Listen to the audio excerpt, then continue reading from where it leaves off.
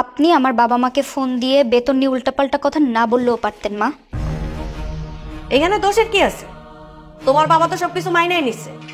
উনি বুদ্ধিমান মানুষ, সব বুঝছেন। আপনারা তো সবকিছু জানেন। আমি আমার বাবা মার একমাত্র সন্তান, আমি ছাড়া তাদের দায়িত্ব নেওয়ার কেউ নেই। তারপর কেন করলেন এরকম? শোনো, পিয়াসও আমাদের একমাত্র ছেলে, আর তুমি তো মেয়ে। মেয়ে বিয়ে দিছে, সব শেষ। তার উপর আমার দায়িত্ব কিসের?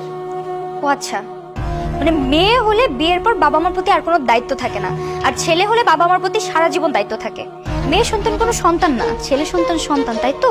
বোমা, তুমি কিন্তু বেশি তর্ক করতেছো মুখে মুখে। আমি যদি আপনার ছেলেকে নিয়ে এই বাড়ি থেকে চলে যাই, অন্য জায়গায় যে থাকি এবং আপনাদের ভরণ পোষণ দিতে না দেই, তখন আপনারা কি করবেন? চলবেন কিভাবে আপনারা? ভরণ পোষণ দিব না মানে? ওরা আমরা পড়ালেখা করেছি না, মানুষ করছি না। এই তুমি কিছু বলো না কেন? আমার বাবা মা আমাকে মানুষ করছে, তাদের কষ্টের উপার্জন দিয়ে আমাকে পড়াশোনা শিখাইছে, মানুষের মতো মানুষ করছে। তাদের কষ্টের ফল আপনারা কেন ভোগ করবেন? ইয়াস, তোর বউ তো এত বড় বড় কথা বলতেছে, তুই কিছু বলিস না কেন? কি বলবে ও? কি বলবা তুমি? আমি কি ভুল কিছু বলছি? তোমা, ঘরে চলো। না, আমি রুমে যাব না। তুমি আগে তোমার মাকে জবাব দিতে বলো, উনি কেন ফোন দিয়ে উল্টা পাল্টা কথা বলছেন।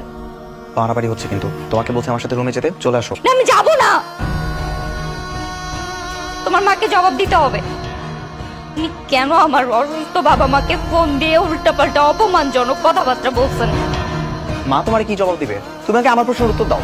তুমি যে প্রত্যেকদিন সকালবেলায় বাসা থেকে বের হয়ে অফিসে যাওয়ার আগে নিজের মা বাবার সঙ্গে দেখা করো, অফিসে গিয়ে সারাক্ষণ তাদের সাথে ফোনে কথা বলো, তুমি কি বলতে পারবে এই দুটো মানুষকে তুমি কখনো ফোন দিয়ে খোঁজ খবর নাও? সারাদিন একটা কল দাও? না, দেই নাই, কারণ তার দরকারই পড়ে নেই। আমি প্রতিদিন ওনাদের সাথে থাকছি, রান্না বান্না করে খাওয়াচ্ছি, খোঁজ খবর রাখছি।